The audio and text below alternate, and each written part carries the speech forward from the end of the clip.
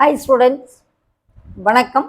இப்போ என்ன பார்க்க போகிறோம்? இயல் 2 எடுத்துக்காட்டு 2.4 என்ன கொடுத்துருக்கோம்? ஓர் இணைகரத்தின்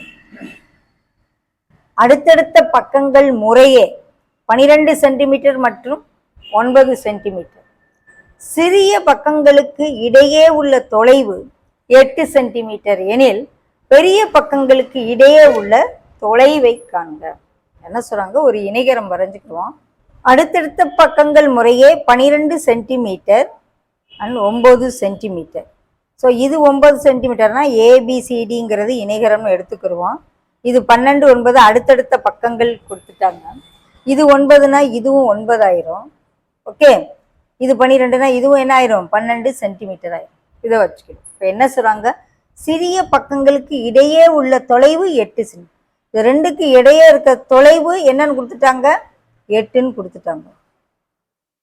சிறிய பக்கம் 12 சிறுசா 9 சிறுசா? 9 தானே சிறுசு. ஸோ இந்த தொலைவு 8 சென்டிமீட்டர். நம்மளை என்ன சொல்றாங்க? இந்த ரெண்டுக்கும் பெரிய பக்கங்களுக்கு இடையே உள்ள தொலைவு என்னன்னு கேட்குறாங்க.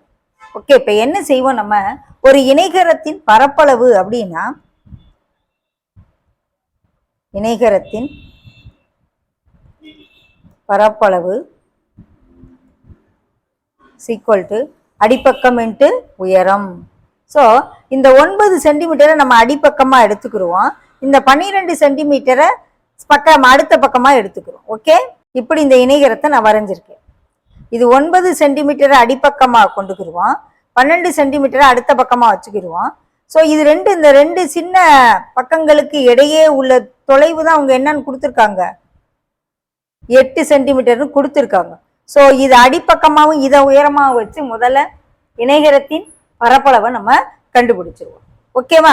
அப்போ அடிப்பக்கம் பி 9 சென்டிமீட்டர் எழுதிக்கிடுவோம், உயரம் 8 சென்டிமீட்டர்னு வச்சு. ஓகே, அப்போ இந்த இது இப்படியே திரும்பிடுச்சுன்னா இது பி சி டி ஏன்னு இருக்கு.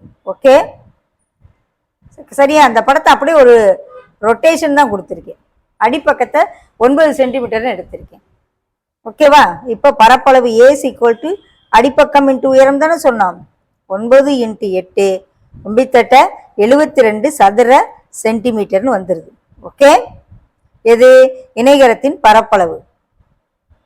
இப்போ நம்ம இதே இது ரெண்டு பெரிய பக்கங்களுக்கு இடையே உள்ள தொலைவு கேட்குறாங்க. ஏபிக்கும் சிடிக்கும் அது. இப்போ ஏபியை கீழே விடுவோம்.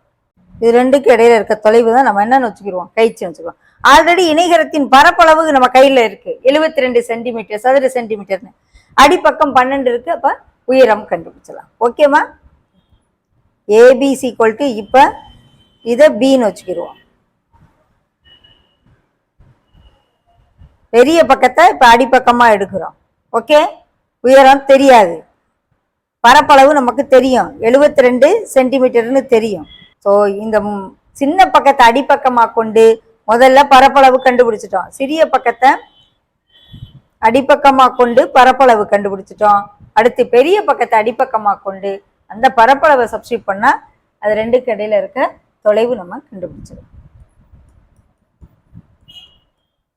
ஏ 72 கண்டுபிடிச்சிருக்கோம், அடிப்பக்கம் 12, ஹெச் தான் என்னன்னு கண்டுபிடிக்க போகிறோம்.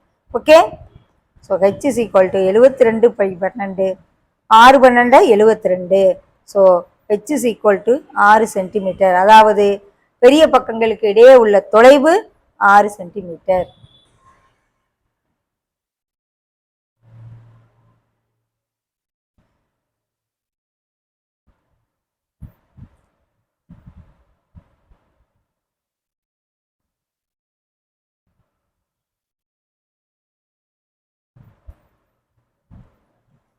அவங்க கொடுத்துறது சின்ன பக்கங்களுக்கு இடையே உள்ள தொலைவு 8 சென்டிமீட்டர் கொடுத்தாங்க. ஓகே, சிறிய பக்கங்கள் 9 சென்டிமீட்டருக்கு இடையில இருக்க தொலைவு 8ன்னு கொடுத்தாங்க. நம்ம 12க்கு இடையில உள்ள தொலைவு 6ன்னு. அப்போ 12 6 72 9 8 72 ரெண்டு ஒன்று தான். ஓகே.